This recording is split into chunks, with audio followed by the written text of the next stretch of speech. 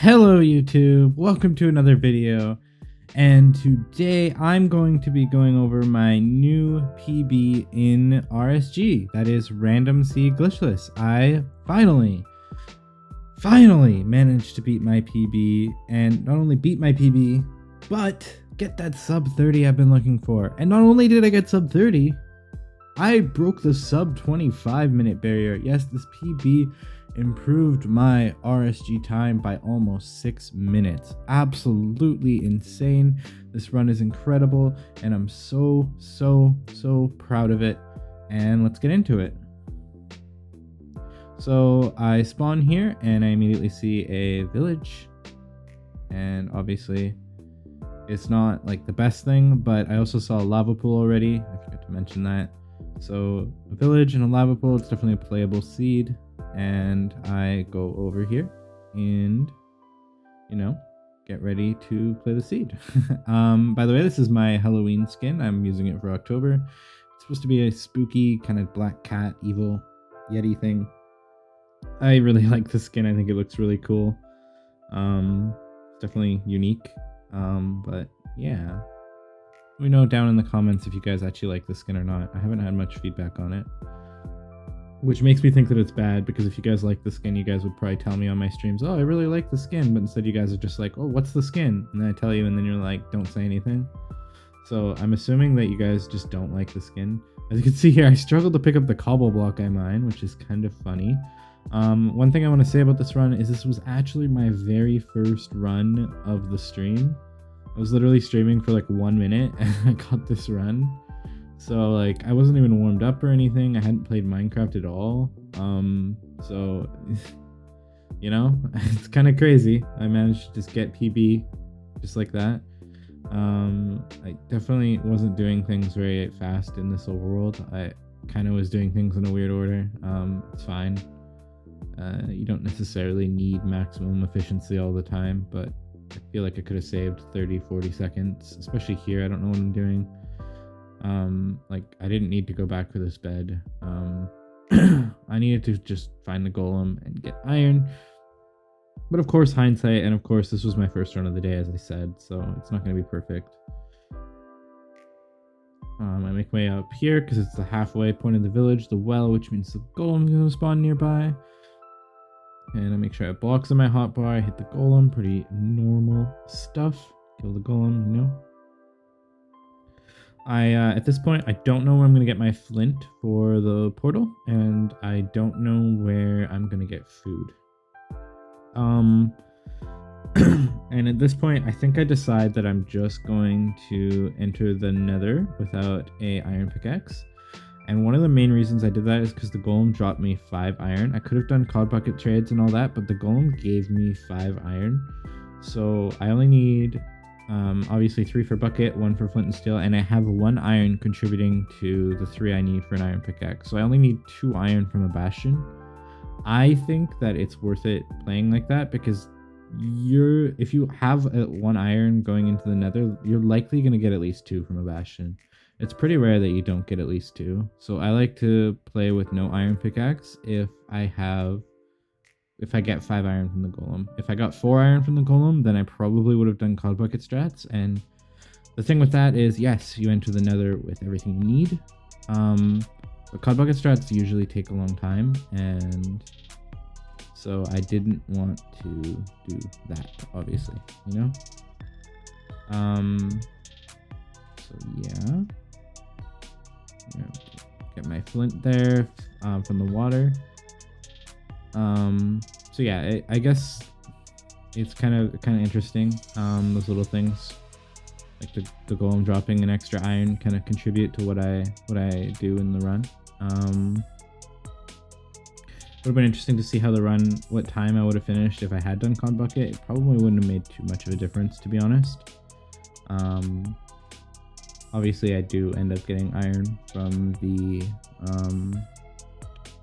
bastion, so yeah.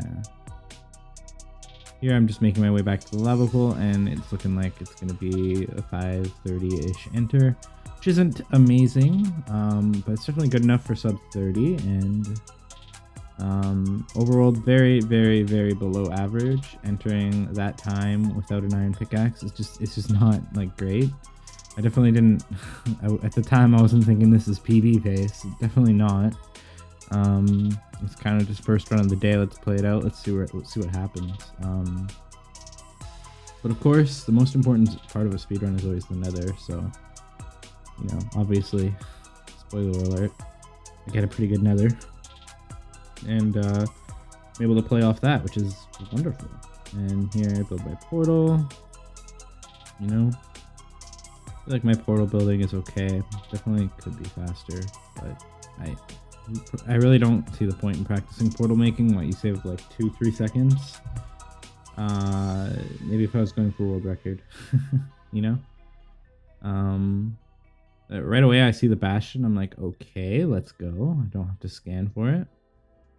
I accidentally place a hay bale there. I meant to place the crafting table so I could make some food, because I know I'm going to be playing the bastion right away, and I obviously don't want to enter a bastion without any food. And I see the gold right here, and I decide, let's play it safe. Let's get some gold armor, especially since I need to get iron from the bastion. It's gonna be really hard if I don't have armor on. So definitely a smart decision by me here. I don't know why I crafted here. I don't have enough. Should have waited. But I just got all of it. Saves a few seconds, but it's fine. I don't actually know if I checked for the divine travel in this run. It looks like I might have had it. I don't know what my cords are, but there is a soul sand right there and a fossil. I definitely should have checked that, although I don't think it would have mattered, because, spoiler alert, my blind travel later on is really, really good. So here I noticed that it is in fact a treasure bastion, which is not really what I want to see, because treasure bastion is not the fastest. It's the third fastest bastion. It's definitely faster than bridge on average. However, what really sucks about treasure bastion is it has a mob spawner, and it's the only bastion to have a mob spawner. It has the magma cube spawner, and you use mob spawners in the nether to be able to pyrite for a fortress. Basically locate a fortress using the pie chart and the F3 menu. But you can't do that if there's another spawner. So what I've been doing, and what some speedrunners do, is break the spawner, which takes more time, which I think actually with breaking the spawner, I think treasure is the slowest bastion. I probably lose 30 to 40 seconds on average breaking the spawner, maybe more. So yeah. But it allows me to locate the fortress, so I think that's worth it, because I think that on average you're going to spend more time trying to find the fortress if you're just looking around. So here, I don't know why I didn't just take the stairs. I forgot I had armor on, I think, and I was trying to kind of avoid the piglins. Anyway, 730 in a bastion, not bad, but I still need my iron, obviously, before I can route it. Not much in there. And no iron in there either. At this point, I'm kind of like, oh no, this isn't good. So I decide to come over here, mine this wall, make a nice little bridge, so piglins will have no problem getting to me later. And obviously this chest, it has all the iron I need, and I'm very happy. I remember I was telling Minecraft that I love Minecraft on my stream right now. I remember, that's what I said. So now I can finally start writing the bastion at about 8:30 once I make my iron pickaxe. So that's awesome. And, you know, here we go. Block that off, and, you know, standard stuff. This is how most people route treasure bastions. You get the piglins in the hole there. You usually get a good amount. And I get a really good amount here, more than average for sure. And then I go up, and there is a chance for a gold block, the way treasure bastions work. There's 3 spots there where there's a 50-50 chance for gold blocks. I got 2 out of 3. That's nice. There's a chance for 1 here as well. So now I got 3 out of 4. That's pretty good. And I throw that down to the piglins. Realize I can't use gravel, and put that off. There's a chance for another one up here, but I fortunately don't get that one. I decide to go over to the other side, and it's all the same spots on this side. And I actually go get all 3 here, so that's really, really good. And then I go down here and I get 4 for 4, and then there's always one right here as well. So I always just kind of mine down here. I've not a lot of runners I see actually do that, but I think it's pretty fast to just do that. And then and in this case, I got a lot more pigs too, because I didn't fully route the treasure bastion before. I know there's one more pig coming, so I just sit here, keep trading gold. And then I eat, and perfect. And doesn't look like I have pearls yet. I should be throwing gravel down, kind of see, but oh yeah, I go down, I pearl down, and this is where I break the spawner. So what I do is I throw a pearl up there. I change my render distance quickly. This is called pearl hanging. Basically, the chunk that the pearl lands in is unloaded, so it's not going to load until you reload or get close enough or increase your render distance to that chunk again. So basically, as soon as I increase my render distance, it'll teleport me where the pearl landed. So it just saves a bit of time later on, because I'm going to be down here. I don't have to worry about getting back up. Here, I just decided to destroy the spawner, and then I make kind of a dumb decision. I know that I have a lot of gold trading with the piglins, but I wanted to jump down and see if I could get a few more gold blocks. I probably should just increase my render distance and teleported here and saved about 20-30 seconds. There's a bunch of pigs down here, and I'm like, what do I do? I need to lava them. And I'm like, okay, now there's a magma cube on me. I'm just going to get out of here. So make sure to eat and heal up, and then I teleport. And it was a perfect pearl. You know, I definitely wasted some time there hopping down. I should have just teleported right away. I knew that I had plenty of gold trading with the pig, so that was a mistake by me. And I come back and I see pretty much everything I need. I decided to organize my inventory a little bit, which going for sub 20, I've got to stop doing. It's kind of a bad habit.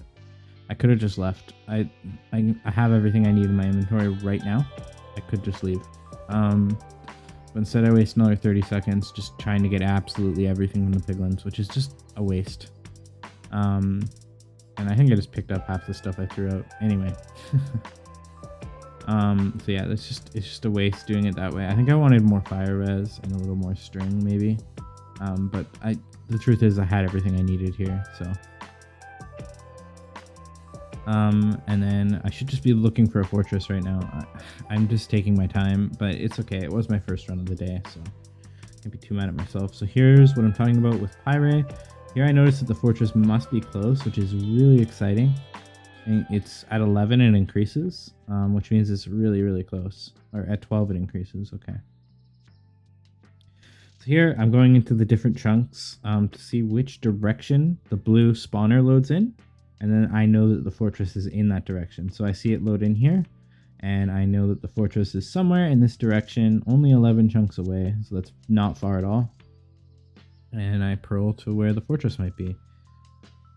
It can obviously kind of be on an angle to the side, so I don't know exactly where it is. So I kind of look off to the side here just in case, but I don't really see anything. So I end up going straight ahead, and of course I end up seeing it. This is a PB run.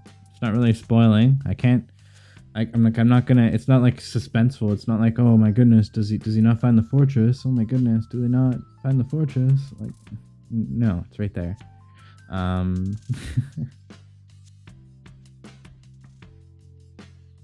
So yeah, see the fortress, and I fire res now, which is fine. Probably should have just waited.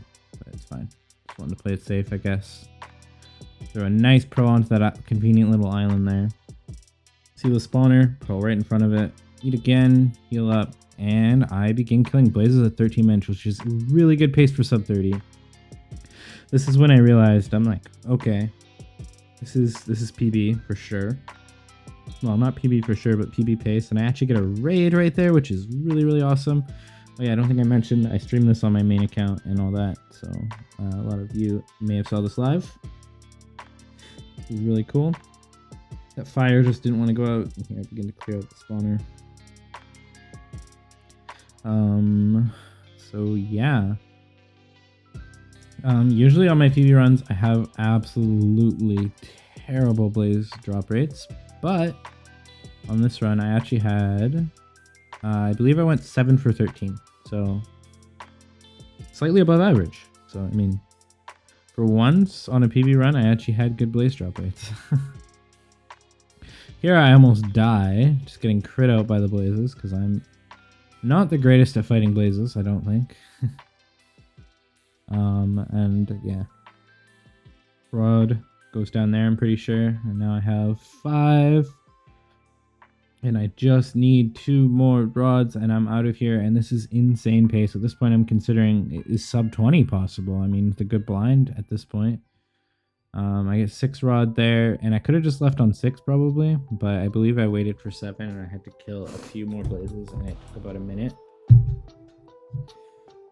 I think it's still the right decision.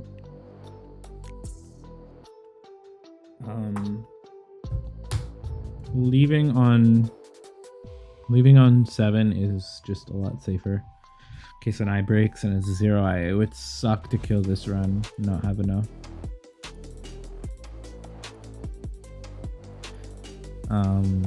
So there, I wanted to see if there was a stray blaze on the way, and I realized it's just a dead end there. So I ended up going back. Yeah, this was a little silly, to be honest. This was just a little silly. I'm just not getting the blaze spawn, and then I get them. And that one doesn't drop, and I'm like, no. That one doesn't drop either, and I'm like, no. Yeah, this took more time than I thought even. I probably should have just left on 6 in hindsight, but again, that's usually the wrong decision, so. And I get my 7th rod, and I leave. And yeah. I don't know why I don't just pearl. But here I'm looking for good blind travel coordinates, and pretty much at the end of here isn't all that bad, so I just build it here. And I'm leaving the nether. 1630 blind is absolutely insane pace when I don't have a sub 30. Yeah, unfortunately I spawned in a cave. And the biome is Minecraft forest. So, and I decided to throw my pickaxe because I'm so angry. That's definitely why. It definitely just wasn't a mistake. And I have to tower up here, and it's just really annoying. But it's fine. You never really want to spawn in a cave because you usually waste about a minute just having to tower up out of it. So yeah, it's just kind of unfortunate. I accidentally placed my crafting table instead of a block. Whoops. Yeah. I mean, I'm digging up. What is there to commentate right now? But yeah, I'm really happy with how this run's going. And if you've made it this far into the video, I want you to comment.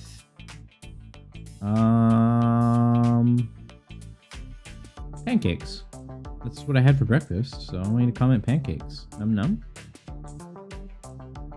Comment pancakes if you're still here. And I'd just like to take the opportunity, if you are enjoying the video, make sure to hit that like button, subscribe. I really appreciate all the support I've had recently on YouTube, Twitch. You guys are amazing. It's really cool to just be able to create content and actually have people that want to watch it. And I hope I make all you guys' days a little better whenever I do. I appreciate you guys so much. And obviously some dodgy crafting here. I'm really taking my time. You can tell I'm a little nervous. You know, PB pace, first run of the day. Wasn't expecting this. This is probably my slowest, least well played part of the run. I'm just messing up constantly here. But it's okay. So here I decided to throw my eyes and do a very dodgy distance estimate. So what you do is you throw an eye, you get the angle, and then you look 90 degrees of that angle. So I decided to go this way, about 90 degrees, and then you have to do 4 sprint jumps, but obviously it's a little scuffed, so I just kind of figured out it's 17.5 blocks that you have to go. So I just kind of figured out, and then I kind of guessed where the eye is here, and I realized, oh, it's pretty close. I was thinking like 400 or 500 blocks maybe. It was really dodgy, so I couldn't actually get like an accurate number, but I was thinking 400 or 500. It actually ended up being a lot closer, so that's really cool. A skeleton in broad daylight decides to come out of nowhere and try and be hero. Or a villain, you know. Depends if you want me to fail or succeed.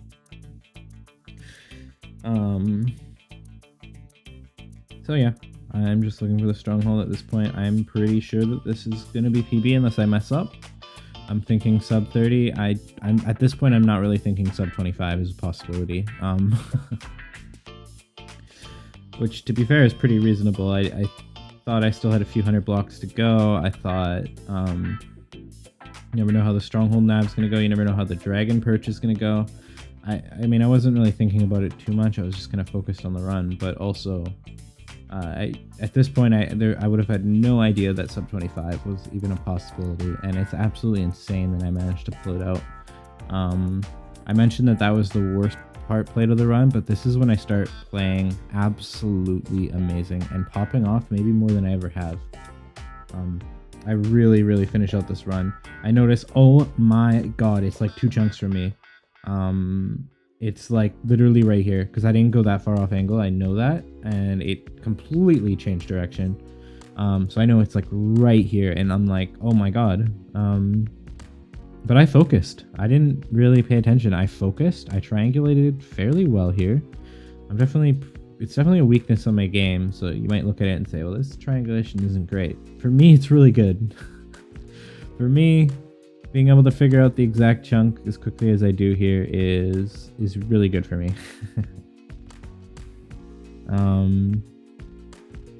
Here I kind of build up because I want to see the angle. I want to see exactly what chunk it is, and then this eye throw. It is the chunk I thought it was. It's that chunk right beside me. I just wanted to confirm, and I go here and I dig down at 3-4, which is the safest spot to dig down. You're not going to take any fall damage really very often, and you're going to land right on the stairs. So I'm digging down at Y70, so there's a while to dig down. Still, this is like best case scenario sub 25 pace. So yeah, I'm really happy that I managed to actually pull that off. But here I'm definitely thinking, okay Yeti, don't mess this up. You have 12 food, you have enough beds. There's literally, even if the stronghold is absolutely horrible, there's no way you don't PB this. There's no way you don't sub 30. You have 9 minutes to finish this out. And that's all I'm thinking about. And I focus and I nav this stronghold really well. I don't remember all the rules to check for fake rooms, so I kind of check for fake rooms that aren't there. That's fine. I did know them all at one point, but it's been literally like 8 months since I learned about how to stronghold nav, and I should probably practice it. Yeah, there's no fake rooms here. So there's literally one way to go, which is really good because it means the stronghold's really linear. I grab an extra pearl, which I don't need, but I grab it.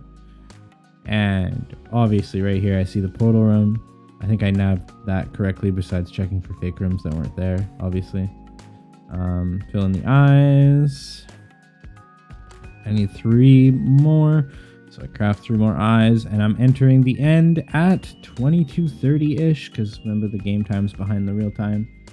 And I pearl to the center island, and we will see how I pull this run out.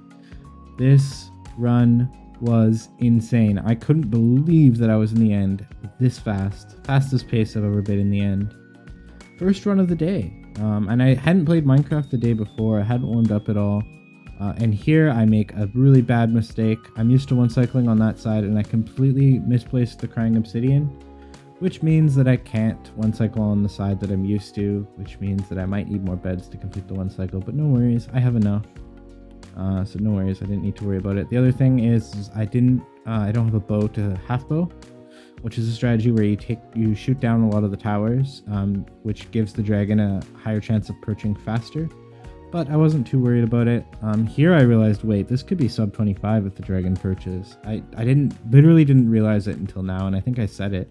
I hadn't thought about sub 25 until this point.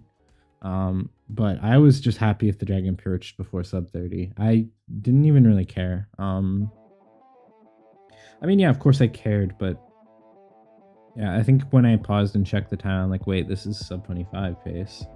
But yeah, I was fine even if the dragon took forever to perch, because I wanted sub 30, and that was what was important to me. Here I was really nervous because I was thinking about, I got a one cycle on the wrong side, and I don't know. Do you guys think I pull it off? I mean, it's PB, so obviously, but I'm you know, I'm really worried about it because I've never never really practiced on that side, like very rarely. That's perched. Like I could see. Oh, it's not. Never mind.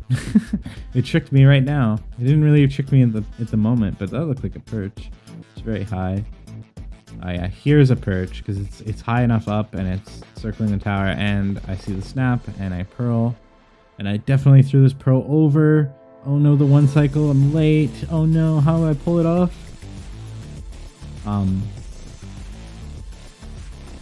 Yeah, I do that. I hit the 4-bed. I hit the 4-bed. Yeah. Yeah, did you doubt me? Did you doubt me, YouTube? Did you doubt your streamer? Did you doubt me? Did you doubt that I wouldn't pull off the 4-bed? That's literally the first time I ever pulled off a 4-bed in the run. In a real run. What the heck did I clutched up? It was the moment. It was my moment, and I clutched that one cycle. I absolutely clutched the one cycle. The opposite side that I'm used to. I just knocked it out of the park. I hit the home run. The one cycle was easy. What do you mean? All right. Anyway. Side note: I'm almost more proud of hitting the 4-bed than I am the actual run. Almost. Thank you guys for watching.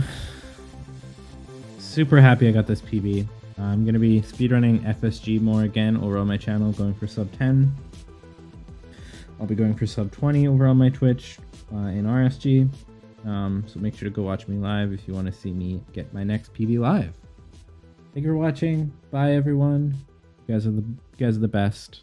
And see you.